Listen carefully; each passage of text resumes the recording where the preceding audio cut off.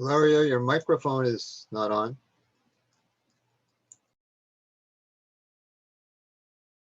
You're muted, Gloria. Can't hear you.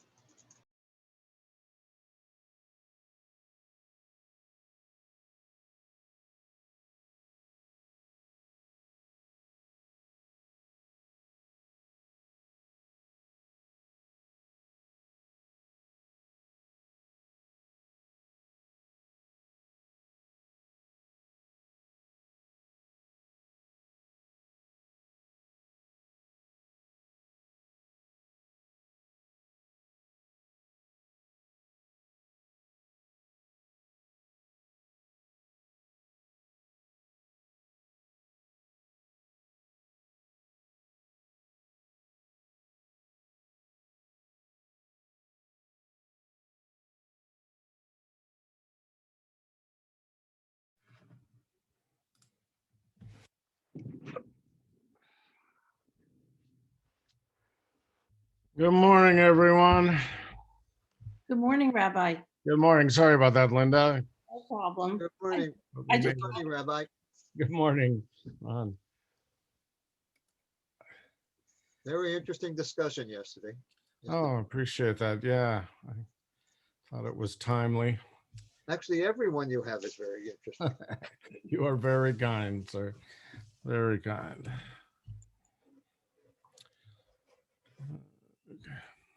Linda, I'm going to make you a co-host so you can share your screen. Okay. There you go. Let's see now.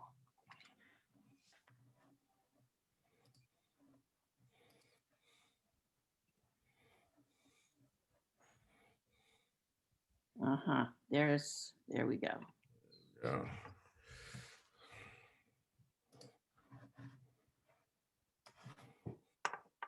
Shall I keep it up there now or should Uh, I wait? That's fine. Yeah. Okay. All right. I'll just, when people are still coming in, and then I'll give you a bit of an introduction and then we'll get started. Sounds good to me. Good morning to everyone. Good morning, Susan. Good morning. Good morning, everyone.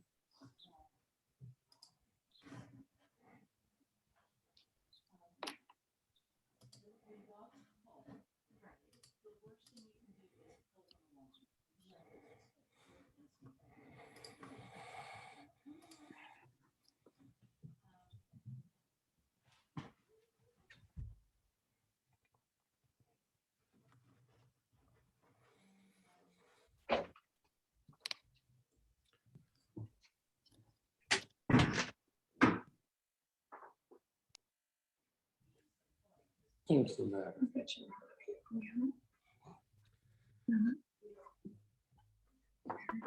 Oh, there we are. There we are.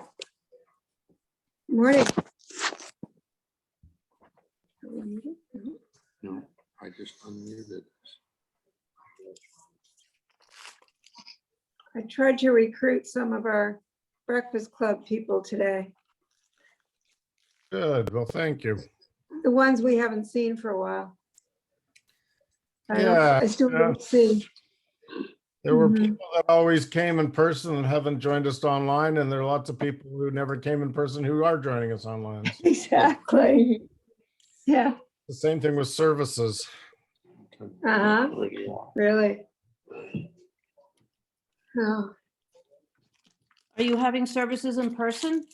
No, we're not and won't be doing that for any time soon. Things are still a bit of a mess here in Ontario, so we continue online as we've done for the last 14 months now.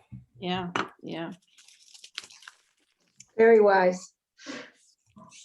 We may later on experiment with a couple garden services outdoors, depending on how the whether the vaccination rollout picks up a bit. But Yeah, other than that, Here in the States, well, at least where I am, a lot of people have been vaccinated.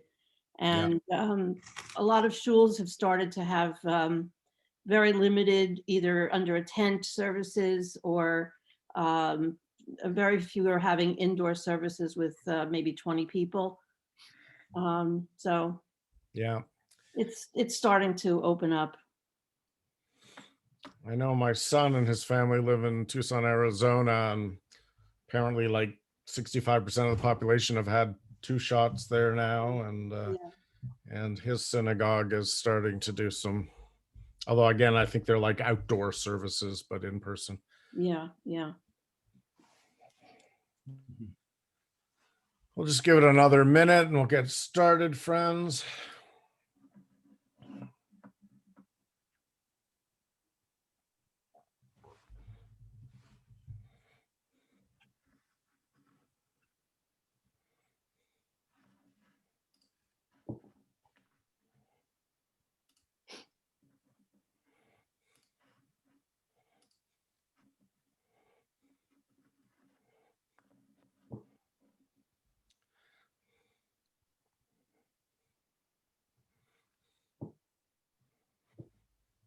Okay, well, it is 11 a.m. So good morning, everybody, and welcome to our final session of the spring series of Breakfast Club. We will continue again in our fall series, which will probably be next October after the High Holy Days. But we're going to have some special sessions in the months in between and over the summer months as well. So we'll make sure everybody's aware of that. Not much to announce other than the fact that Shavuot is almost upon us. And we have a lot of really exciting things happening. So on Friday evening, Erev Shabbat on the 14th of May, we are going to be celebrating with 3 of our outstanding students who will be being Kabbalat Torah. They will be celebrating their confirmation. And they've prepared a really wonderful service. And so I encourage everybody to join us 7 p.m. Friday, May 14th. And then Sunday night, the 16th, we are going to have a online Erev Shavuot service in conjunction with Share Bethel in Oakville and Emmanuel in Montreal. The 3 congregations are going to come together for that service beginning at 6 p.m. And then at 7 p.m., or actually 6:45 p.m., the service is going to be followed by our second nationwide Canadian Reform Tikkun Olam, which is going to involve all the Reform congregations throughout Canada. Last year, it was a huge success with some really inspiring teachings. So that'll begin at 6:45 p.m. Sunday evening, and we're going to continue right through to about 2 o'clock in the morning, Monday morning. So still make sure you got a big pot of coffee and some ice cream and other nice dairy treats to get you through. And then time for a quick nap. And then at 10:30 on the Monday morning, we'll have our Shavuot festival morning service, which of course will include a Yizkor memorial service. So it's going to be a really full weekend of celebration and study in honor of receiving Torah. So make sure you have that marked on your calendar. And I would like to introduce our special presenter on this final session of Breakfast Club this spring. It is my pleasure to welcome Soferet Linda Coppleson, who has been practicing as a Soferet, as a scribe in Jewish tradition. She studied and worked as a Soferet since 2003. I'm not going to give you a lot of details because I know she will be sharing that with you, but after many years of practice, she was accepted to participate in the Women's Torah Project, writing 20 out of 62 pages of a Torah scroll that lives in Seattle, Washington. And it was the first Torah in history written by a group of female scribes. And since then, she has written 5 Sifrei Torah completed on her own. She's working on her 6th one. Maybe it has been completed, but she's just about done. And in addition to that, she works on ketubot and mezuzot and all kinds of other sacred texts in the scribal tradition. And in her past, she, in addition to writing Torah and Megillot, Mezuzot, and restoring Soferet Torah, she is retired from a 25-year career teaching Tanakh, Bible, rabbinics, and Jewish history. And she continues to teach, as she will this morning, in her role as a Soferet. So it is indeed my pleasure to welcome and to introduce Linda Coppleson. Thank you. That was lovely. And I welcome, I'm glad to have been welcomed into your breakfast club. I think it's a great idea to have this kind of a meeting, and with Mr. Bagels, I guess all of you do. So I thought that I would start by talking a little bit about this time of the year and how appropriate it is for me to be talking a little bit about Torah in advance of Chag HaShavuot, which is the holiday of Matan Torah, the giving of the Torah. And just last week, I had a conversation with my cantor from my shul about how are we going to reopen after, what changes are we going to have after the pandemic is behind us, hopefully very soon. Because we've all made accommodations, and we've all made changes to our services during this time. A year and a couple of months ago, I don't think I ever heard of Zoom, and now it's something very, very natural for us. But in doing so, we've had to make changes to the service. Certain things were shortened, things we could do, certain things we couldn't do, and we've made changes. And so my discussion with my cantor was about what changes will we continue to sustain, and which things will we go back to. And I kind of thought about that, and I thought about what it is that makes me what it is that always drew me to synagogue. And frankly, it wasn't so much the Kiddush. It wasn't so much,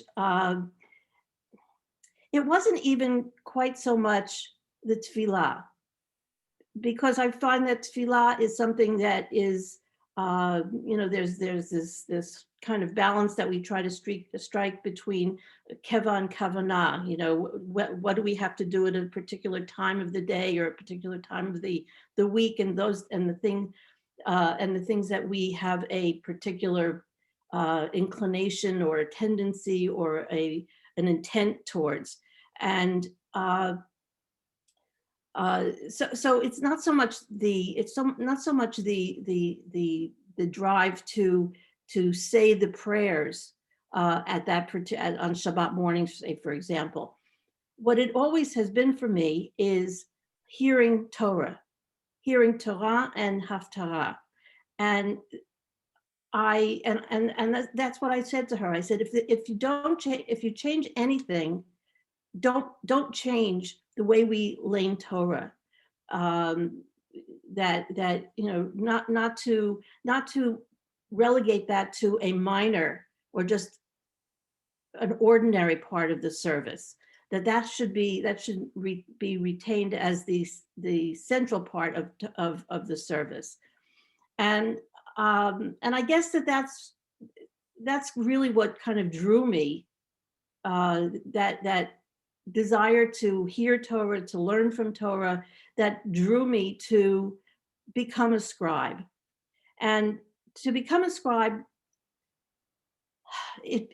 for me, it was a kind of circuitous route. I had started as a teacher, but I had, many of you may know this book. It's a book called The Jewish Catalog, which was actually written, I don't know, 30 years ago, 40 years ago, by 3 graduate students at Brandeis. They were graduate students when I was an undergraduate at Brandeis. And in this book, which is sort of a kind of like a how to be Jewish book. They wrote it for their master's thesis, and then they had it published. And there's a section in the book for which they garnered the talents of three scribes, well, two scribes and one calligrapher, and they described what scribal arts are. And the calligrapher, whose name was Jay Greenspan, Alav Shalom, he wrote in this article how to write the letters, not according to the way we write Torah, but in how we would write a ketubah and or any other kind of Hebrew calligraphy. And I read his description of the materials that you use, the kind of pens that you use, and you know how to write Hebrew calligraphy. And I just thought this was the best thing since sliced bread. And I went out as a, you know, I was, maybe I was 20 years old, and I went out and I bought pens and I bought the paper, and I started practicing. And over time, I started to make ketubot for friends and relatives, and eventually I started to do this for other people who asked, and I started to do this sort of as an avocation.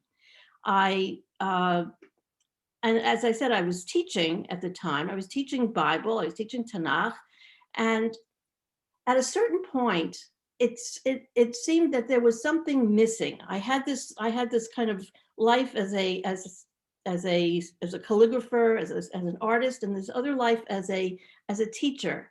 And it seemed that the way that I could bring those two things together was to learn how to be a scribe. It was not so easy to find a teacher, because according to Jewish law, according to halakha, women are among those people who, in the categories of those who are not permitted to write Torah. But by some kind of coming together of a number of people, I did find a teacher whose name was Eric Ray. He decided he would teach me. And at the same time, there were maybe a handful, maybe 4 or 5 other women around the world who had sort of kind of drifted into this. And they did find a few Sofrim around the world who would teach women. And so I learned. I eventually wrote for the, as Rabbi Cohen said, wrote part of the women's Torah, and since then I've completed the one for Pittsburgh, although it's not sewn together yet. But I thought it would be appropriate for me to talk a little bit about what it is that I do as a scribe, and that this is really not a profession that is, it's really difficult for me to even call it a profession. I don't want to sound pretentious, but in a sense, there really is a calling involved here. I don't, in my life, and if you know me personally, I'm the kind of person who is, I kind of go from one thing to another. I get very involved in something, and then I sort of move on to the next thing after it loses interest for me.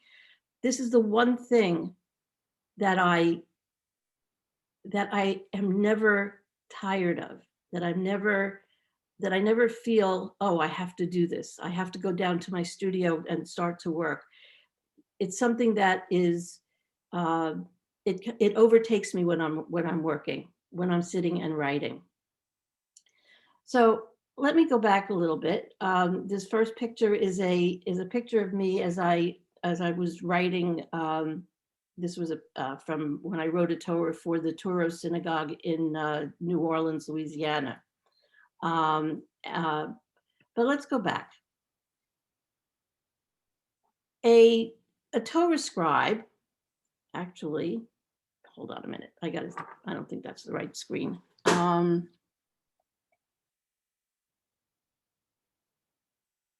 Yeah, we can do this. Okay. A scribe, the word scribe comes from the word, from the shoresh, from the root, which is samech fe resh, which means to tell or to count.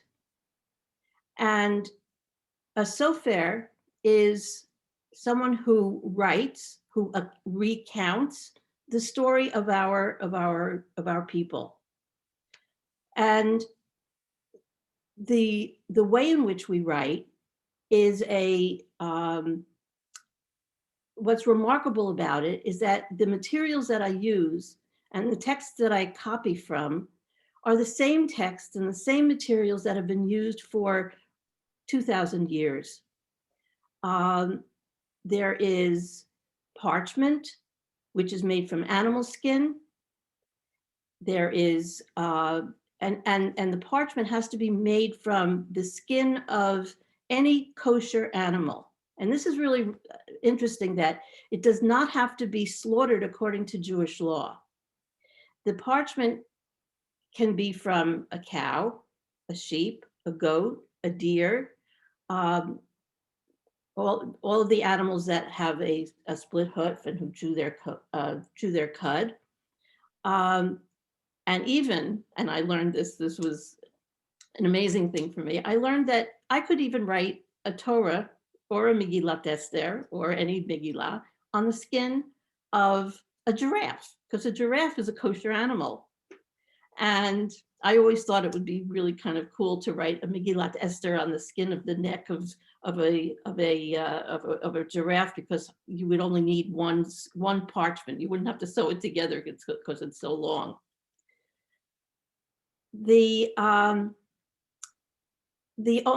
Even though it does not have to be shechted, slaughtered according to halacha, the parchment does have to be made according to ancient recipes.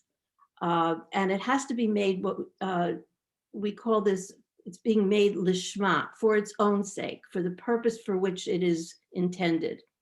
So I can't buy parchment from any other parchment manufacturer. There's one that's really actually not so far from where I live, but I can't buy from him because there is no hashgacha, there is no oversight, and the parchment that this person makes is absolutely beautiful, but it is not it's not permitted for me to use it to write a Torah on. And the same thing goes for every other thing that's related to the creation of a Torah scroll. The ink, which I have a little bottle of right here, the requirement is that not only is it made lishma, but it also contains certain materials that have been in use for a really long time.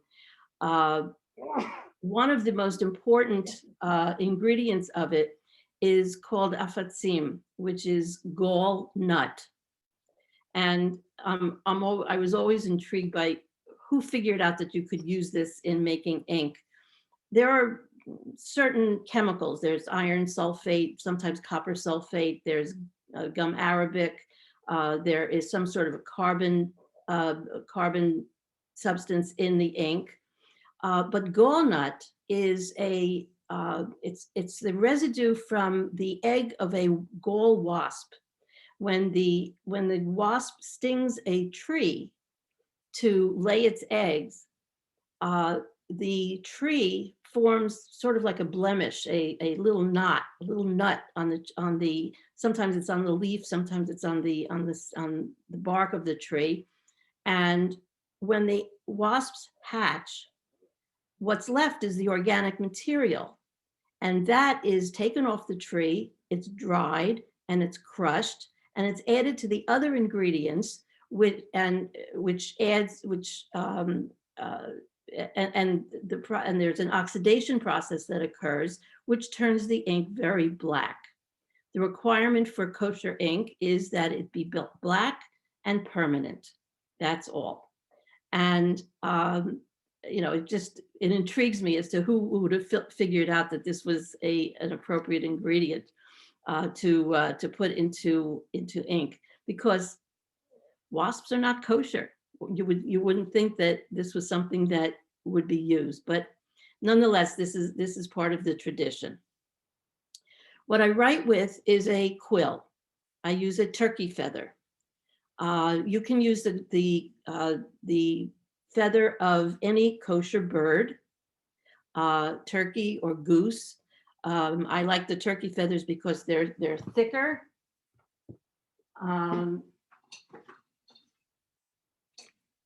This is a turkey feather, and what I do is I trim the end to make a nib out of it. And this is probably the most important aspect of writing, because if you don't have the right edge to your quill, you're not going to get the really beautiful sharp edges and the delicate lines that you want in a Torah text.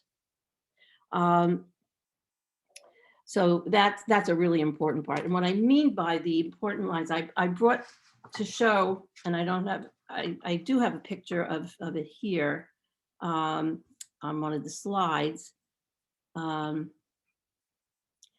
On the left is a picture of a column from Breshit, at the end of Breshit, where Jacob is blessing his sons. And this is my writing that I'm showing you now with my cursor. On the other side is a Torah that I'm going to talk about in a couple of minutes that I had the honor to examine and to actually write about. But if you can see closely, there are the horizontal lines of the letters are thick, and the descending lines and the vertical lines can be very thin. In addition, you want to have a sharp enough quill so that you can get these little crowns. There are 7 letters in the alphabet that get these 7 crowns. These are not trope notes. These are not punctuation or vowels. These are purely decoration. And they're called tagin, and they've been part of the tradition from the very earliest times. The use of tagin is mentioned as early as the Mishnah, which is one of our earliest halachic texts. So I write on the animal skin, on the parchment. I write with kosher ink. I use a quill, and I copy from a tikkun. Those of you who may know how to read Torah, when you prepare a Torah reading, you use a book. You use a book that on one side of the page you have the text with all the vowels and the trope notes, and on the other side you have the text the way it would appear in the Torah. What I have in this book, this is from the book of this is Shmot, and each page that I have here is a half of a column. In the Torahs that I write, and it varies from tradition to tradition, from Sephardic to Ashkenazic to other strains of tradition. The Torahs that I write have 42 lines per column. They are, and what I write is called a Vav Torah. A Vav Torah means that all of the columns, with the exception of 6 columns, all start with the letter Vav. And there's a very kind of interesting analogy that is made between Torah and the ancient tabernacle that the Israelites used in the desert. And the vocabulary that is used to describe the Mishkan, the tabernacle, is the same vocabulary that is used to describe parts of the Torah. So for example, a page of Torah, and this is actually the last page of the Torah that I just finished for a synagogue in Pittsburgh. And you see that I've left some lines incomplete in this column, the last column to finish along with the congregation when I go down for the dedication. But there are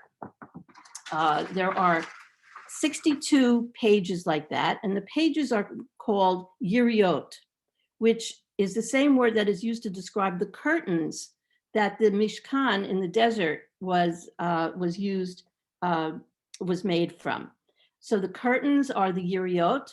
Each column is referred to as an amud, which is the same word that was used to describe the posts that held up the tabernacle.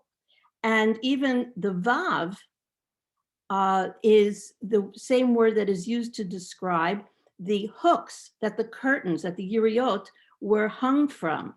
So you have in the Torah itself, you have a reference, an analogy to the actual structure that housed the Aron HaKodesh, the Holy Ark in the desert. And I think it's a beautiful analogy because it demonstrates the centrality of Torah in our lives, that it's not just a separate book. It's not just a book. It is the core. It is the center of our faith. Okay, so something that I've been very interested in lately has to do with a Torah that I was asked to look at several months ago, probably back in the fall. And it was a Torah that was in the possession of a synagogue in Great Neck, New York. I had gotten a call from the rabbi there, really out of the blue. And he said, I have a 500-year-old Torah, and I'd like you to take a look at it and maybe do some repair work on it. And I was very hesitant about it, but I was very curious about seeing it. So I went. It is a very small Torah. It measures only slightly over 12 inches tall. So it's tiny, tiny Torah. The writing is very, very small. And it's written on a different kind of cloth than the cloth that we use today.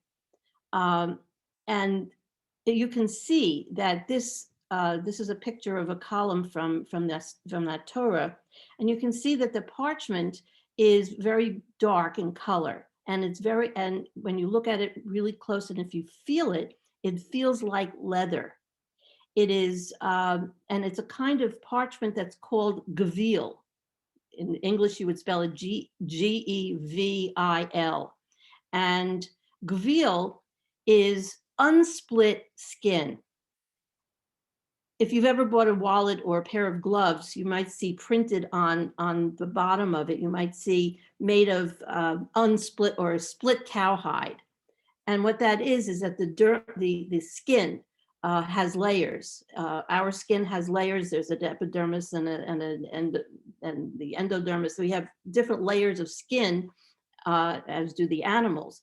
And the original instruction for the appropriate material to write a Torah is on gevil. This Torah is written on gevil. There were traditions that changed, and the reason they changed is really very interesting. Sometime in the Middle Ages, sometime around the 13th, 14th centuries, the method of preparing parchment changed, not all over the world, but in Europe. And that change had to do with the existence of manufacturing guilds in Christian Europe. Jews were not permitted to belong to guilds because you had to you had to show fealty to the Christian faith, and so Jews were not permitted to tan or produce their own parchment. So the way they got around this was by buying partially tanned, partially processed skins from Christian guilds and doing and continuing the process on their own.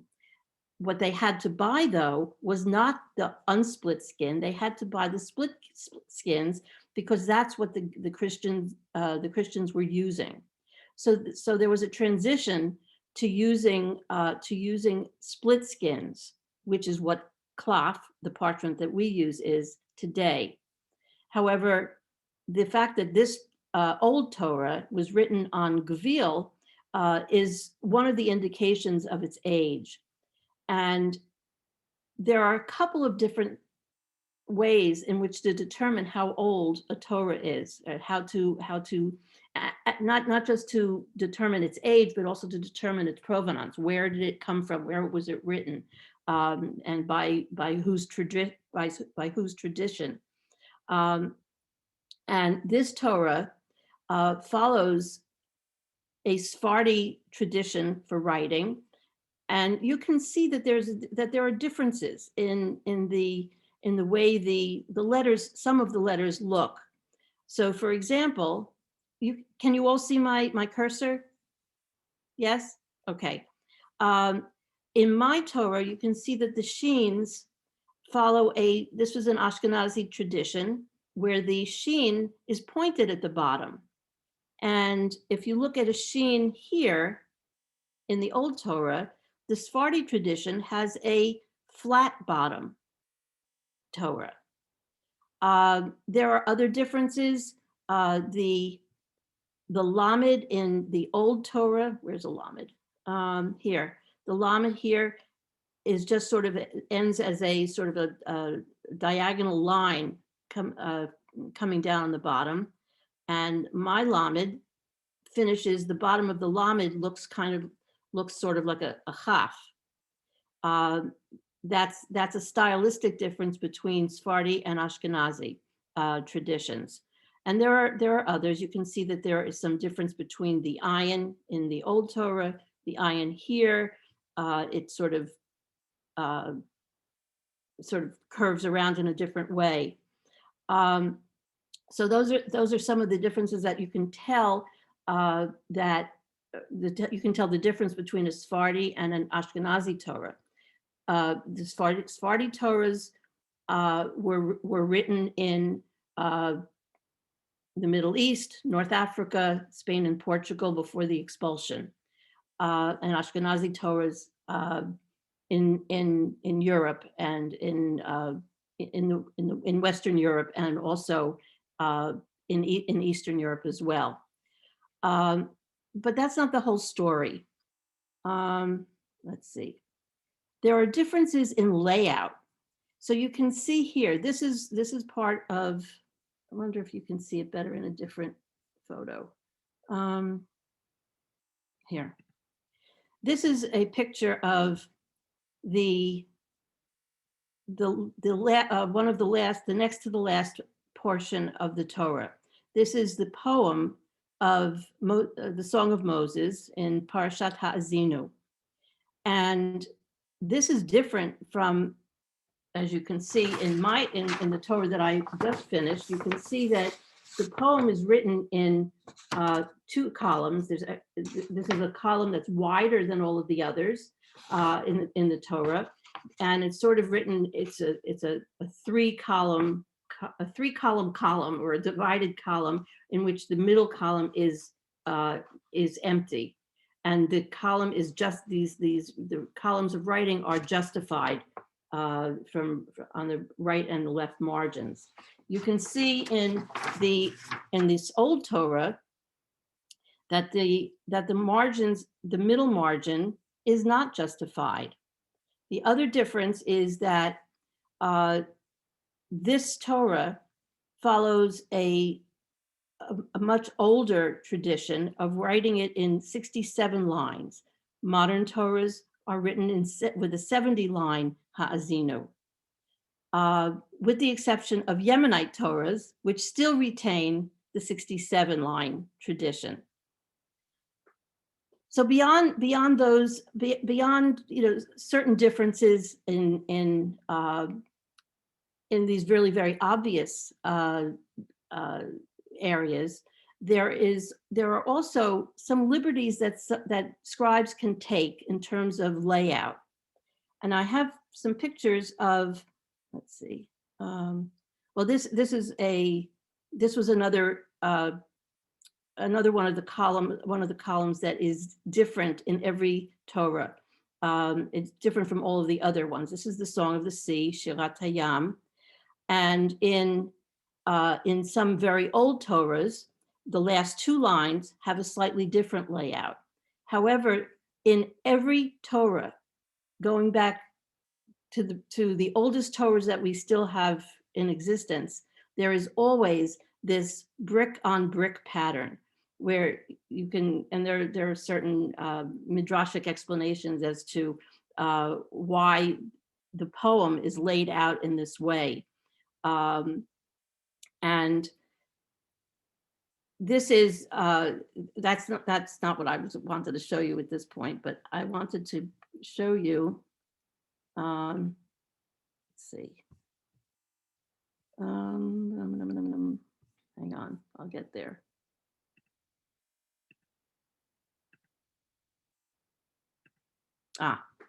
Okay. In this middle picture, this is a Torah from, I believe it's from the 18th century. It is an Ashkenazi Torah, and this column describes the wanderings of the Jews in the desert. This is from the book of Bamidbar, and in most Torah scrolls, the text looks like it does in every other column. It's just straight lines, straight prose. But this Sofer decided to be a little bit creative, and I think it's a beautiful thing that he did. The first word in the line is Vayisu, which means they traveled. And in the middle, it says they traveled from a particular place, Vayachanu, and they camped in the next place. And so you have in a line, in a column, you have all of the places where they camped, where they traveled from, and all of the words Vayachanu, where they camped, also in a column. So it evokes the travels of the Jews. This is on the left side here. You can see that the scribe, I'm not quite sure why. There might have been some sort of Kabbalistic reason why he did this, but he created this rectangle, this square gap. This is the same section that I showed you in one of the earlier photos of the blessing of Yaakov to his sons at the end of Breshit. And so this is different from the layout here. Here's the same words without that square. So these are some differences in layout. If we go back to this one, there are also some kind of fanciful additions. It is prohibited from writing a Torah in anything other than black ink. You cannot say, well, God's name is special, so let's write it in gold. You cannot say these words are more important than any other words. So the kind of the egalitarian nature of, and the fact that every word is as important as every other word is very important.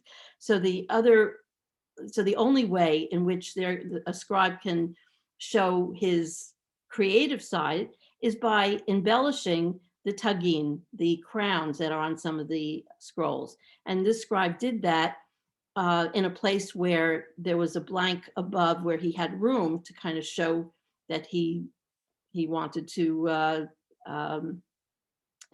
show a little bit of his creativity. So he made some fancy tagin. There are others that are some really very beautiful ones in many Torahs. You can see where scribes displayed the way in which they could really decorate and develop and show their creative side with their tagin.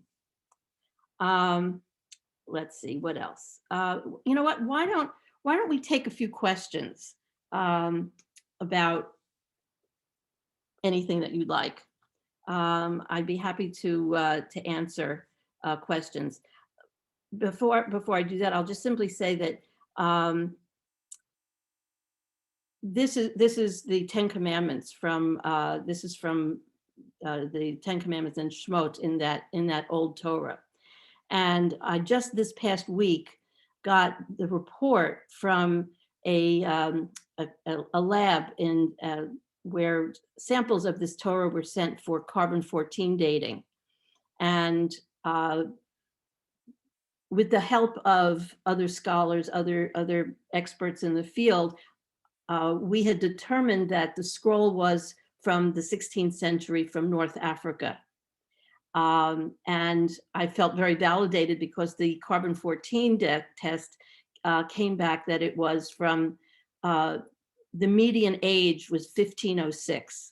So plus or minus 50 years on either side of that date. So it might even be a little bit older than, it's not the end of the 16th century, it's probably the beginning of the 16th century, which is really very remarkable. There aren't a lot of Torahs that are that old. There are a few, but this is among the oldest. I also, this is a couple of columns from a Megillat Esther that I wrote. That's something else that I do. And this is a ketubah that I wrote a couple of years ago. This is how I started in calligraphy by doing ketubot and decorating them. It's another one. And there I do some donor plaques for people who are to be honored by synagogues. This was a presentation piece for a member of my synagogue who had retired and was moving away.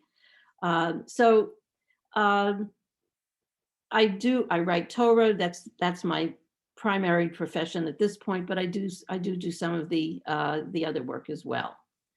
So questions? You're welcome It's to not- unmute yourself. Yes, Wendy. Yeah, I have a question. I don't know if this was a proper Torah that was being written, but many years ago I was in Israel, and I was with my niece who speaks Hebrew, and we were on top of Masada, and there was a room where a scribe was doing a Torah. It's a real Torah. Yeah, It was a real Torah. absolutely. Well, I don't know if he had an intuition or if my niece said something to him in Hebrew.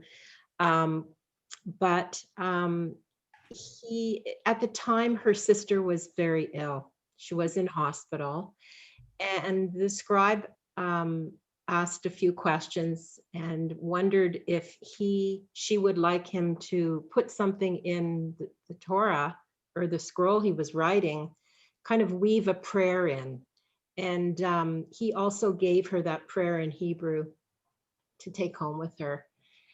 And I thought that was kind of unusual and wondered how would he do that? Like, wouldn't it spoil his Torah? Or I don't know that, he certainly would not have written something that was not part of Torah, but we talk about the idea that, first of all, writing a Sefer Torah is considered the 613th commandment.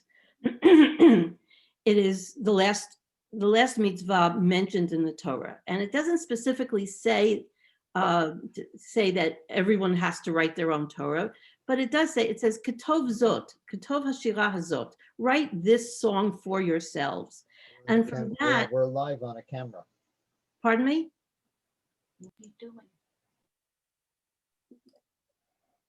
Hello, can you hear me? yes, go It's ahead.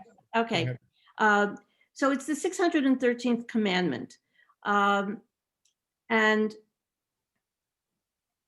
it is said that because most people are not going to be qualified or skilled enough to write their own. We say that anyone who writes even one letter of a Torah, it's as if he had written the whole Torah himself or herself. And there's, let me take it from a different angle. I wrote a Sefer Torah for the school where I was teaching, and a group of teachers had gone to Israel on a trip, and when they came back, I was working in the school. They had gotten me a setup, and I was working there writing away, and people would come and they would watch as I was writing. Some people would come and hold my hand as I wrote a letter, and or a word. And one of the teachers came, and I was about to write. I was writing in Bamidbar, and where it says "Ve'ahavta l'reacha kamocha," ve'ahavta, and the word was ve'ahavta, and which means and you will love.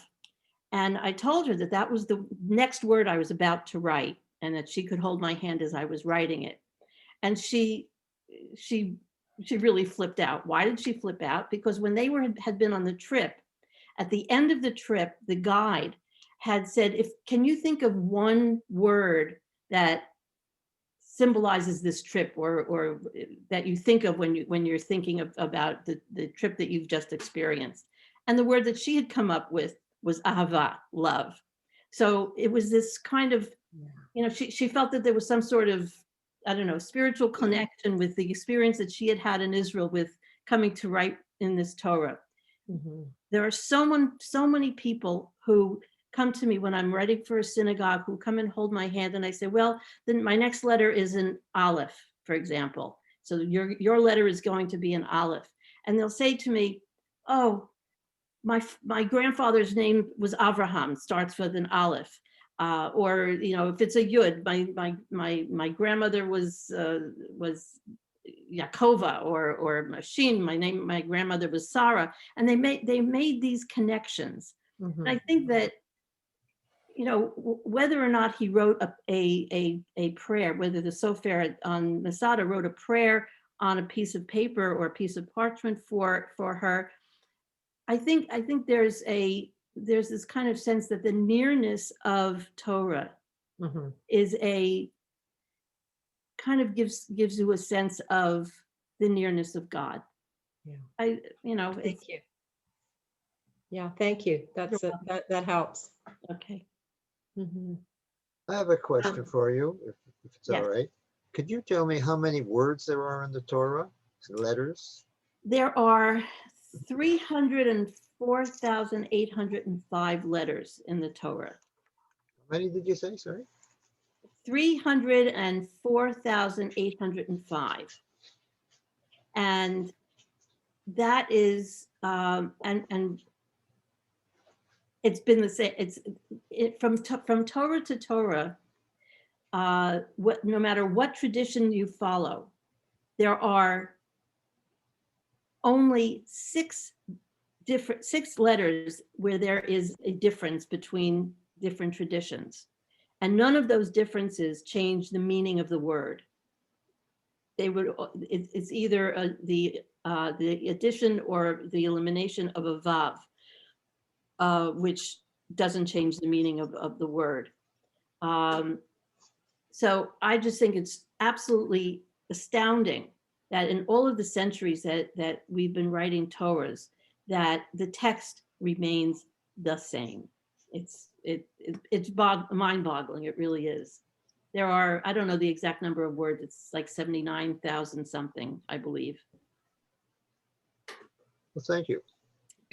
I have a question, Soferet, Linda. Yes.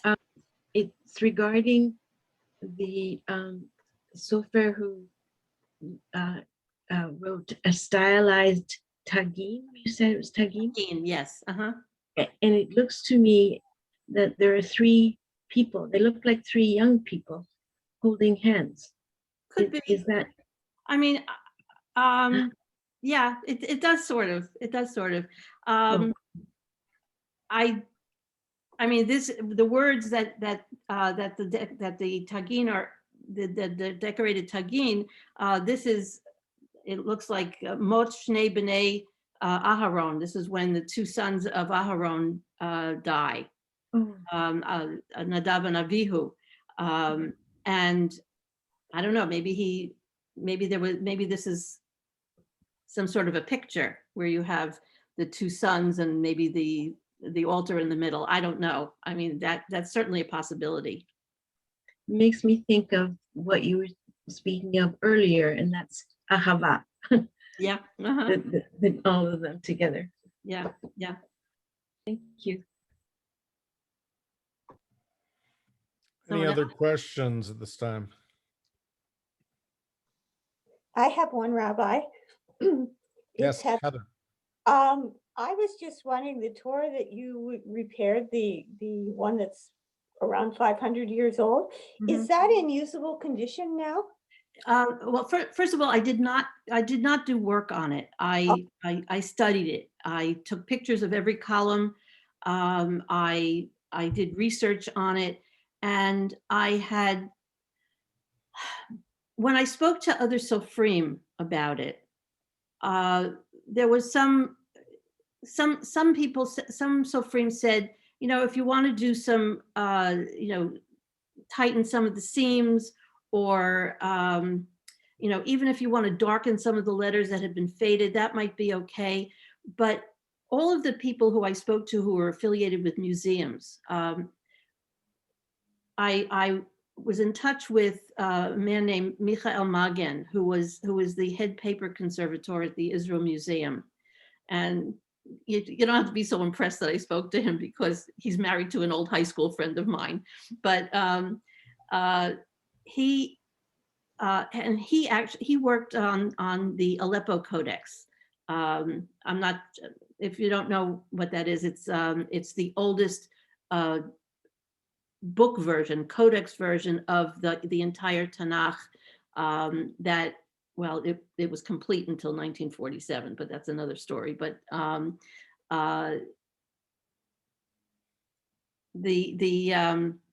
he had suggested, what Michael had suggested was that this Torah be considered a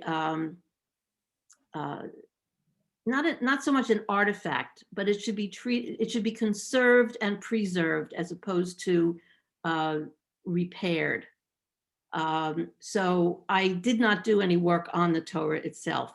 There are many columns in the Torah that are really very, very clear and readable. The pages that I showed you, like here, for example, I mean, the ink is black. It's very, very readable, and it's beautiful. It's clear. I actually think it was not written with a quill, but rather with a reed quill, a reed pen. But it's very readable. There are many pages, many columns, though, where the ink has worn off just because of age. So the synagogue will probably not use it unless they just, maybe bring it out for Simchas Torah, or, if there's a special bar mitzvah, maybe they might just take it out and have it open next to the Sefer Torah that they're going to be reading. But it's not going to be used on a regular basis, no. I have a question. Sure. It's my understanding that the Torah must be written without making any mistakes. Linda, we can't hear you. I'm on mute. Can No, you hear me now? I heard the Nope. question was, I can't hear you, Linda. can you hear? Can you hear me? Yes. Okay. The question was, does a Torah have to be written without mistakes? Well, no. Okay. There are certain things that have to be, that you cannot use if a mistake is made. So, for example, a mezuzah. A mezuzah has to be written in its in order. In other words, you can't start with this, with the fourth line, or you can't start with the second paragraph. You have to write it from beginning to end. And if a mistake is found in a mezuzah, or if letters, or if you check it after a number of years and you find that there are letters that are incomplete or have worn away or faded, you can't fix it. So in terms of a mezuzah and tefillin, you have to write it in order, and you cannot make mistakes. It has to be, it can't be used if there are errors in it. Torah is different, simply for the practical reason that it's so long, and you're only human. There are many safeguards. For example, when I start to write, the beginning of the day, when I start to write, I make I don't say a prayer so much as it's a kavanah. I say it's a declaration of my intent to be writing Torah, which is a way of my focusing on what I'm doing. Before I write any of God's names, I say a similar declaration to help me focus and to realize that I'm not just writing a shopping list or a letter. I'm writing Torah. Before I write every letter, I say the letter before I'm writing it. So it's kind of a multi-sensory kind of process where I try to make myself aware of what I'm doing so that I minimize the mistakes. But mistakes do happen, and you can correct mistakes. They can be scratched off with a scalpel. In earlier times, a piece of glass, a sharpened piece of glass, would be used to scrape off the mistake, and then you can write over it. The only time you cannot make a correction is if you make a mistake in writing God's name. You cannot, if you wanted it, instead of writing Yud Hey Vav Hey, if I had written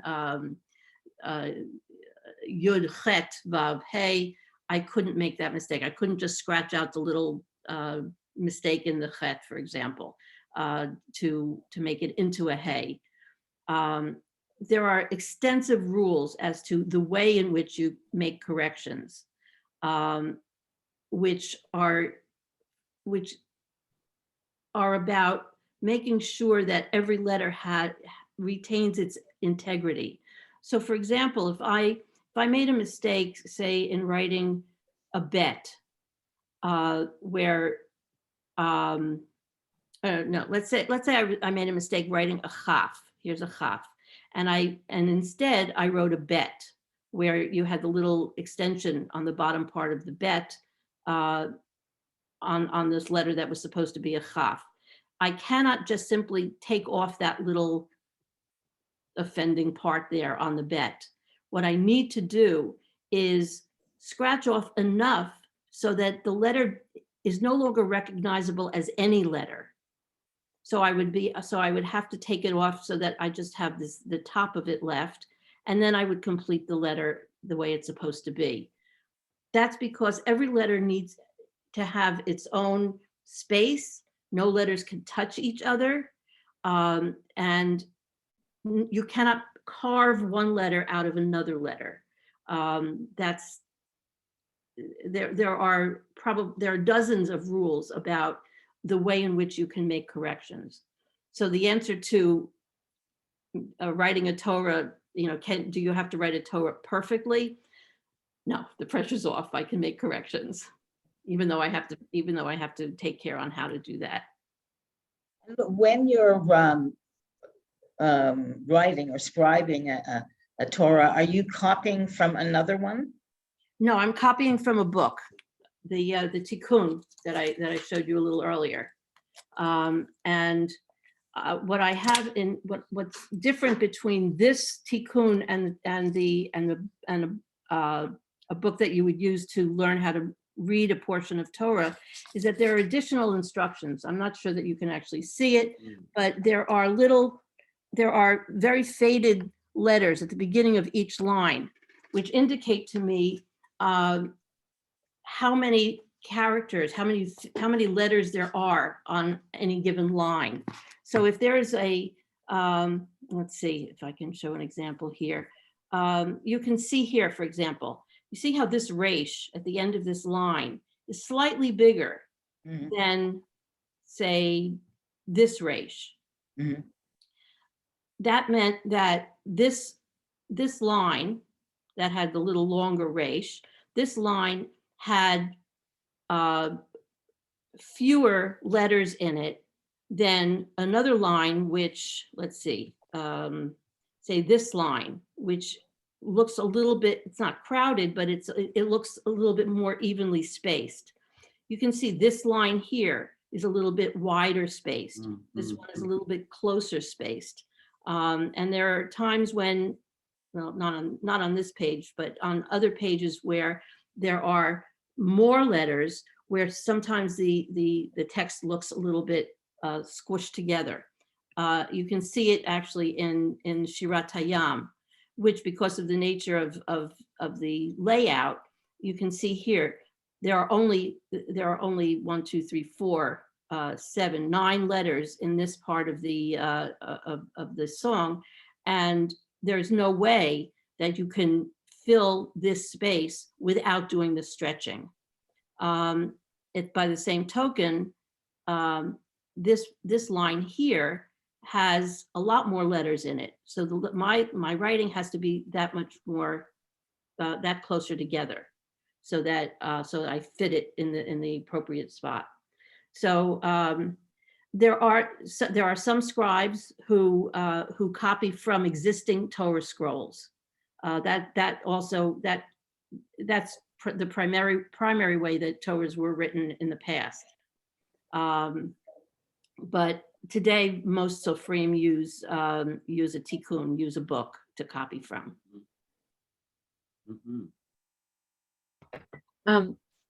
Soferet, just a quick question. When you're copying from a tikkun, the layout is not the same as what you... It's exactly the same. I copy the layout exactly the way it is. Oh, okay. Yeah. You made mention if you make a mistake with the word of God. Now, let's say you're at the second to the last line on that page of the Torah. Do you have to rewrite the whole page? Yep. Well, thank you. Yep. So there is some truth to It what you're happened to saying. me once. Right. Only once. It was not a mistake I care to repeat. Linda, can you talk a little bit about the preparation of the page of the parchment? I know if you look closely, there are like lines Right. etched into it, and, If you and can, some of them appear to be sort of like whitewashed a little bit or something. well, there are, it's really hard to see in the photos. Let's see if some of the other ones are, you can see it more. Yeah, you can see in the middle here, there are lines that are sort of like embossed into the parchment. And the letters hang from the top of the line. When you're writing English, you have to, your letters sit on the bottom line. But in Hebrew, they hang from the top line, which gives it a really kind of a nice kind of visual, horizontal visual. And not only are there lines for the words, but there are also, the margins are also scribed so that you can justify the columns. And you see the variations in color, and that's just because the skin it's a natural product, and you can see actually the different the color of the skin of the animal through it. Sometimes you can even see where the hair follicles were, mostly on the back, because you write on the flesh side, not on the hair side. Thank you. Any other questions or comments at this time? Very good. Well, Soferet, Linda, I want to thank you so much for being with us this morning. Your presentation I found fascinating. I have myself a very elementary understanding of the scribal arts, and and I have no talent whatsoever myself. And so I am in awe of people that have this gift and this ability and are able to devote their talent to this most holy of art forms.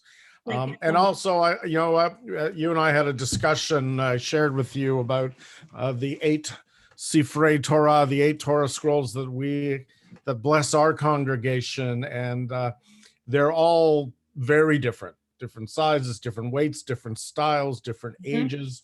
I was particularly fascinated to learn about was it Gavir was the term you used? Gavil.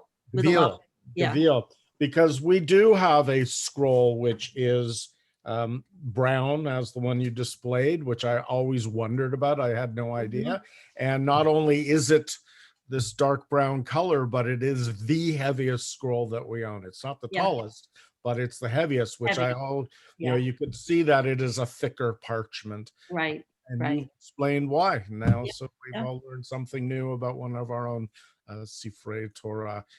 We really need to, as a community, do a bit more study and research and document the history of our scrolls, which is a project I think we need to embark in the future. So again, I want to thank you so much for sharing with us this morning. It was really a pleasure, and I love talking about what I do and hearing your questions, and I thank you so much. Well, thank you. Okay. And thank you for everybody for being with us for this final session. Again, we will formally begin again in the fall after the Yamim Norim, after the High Holy Days, but we have lots of other programs happening before now. And this was, as Linda said in her opening words, very appropriate not only for our final session, but for these days of the Omer leading up to the time when we celebrate the giving of Torah. So I want to thank everybody for being with us. Thank again, Sofer, and wish everybody a good week. Shavua Tov. Bye-bye. Shavua Tov. Thank you very much. Bye. May I say that your work is absolutely exquisite.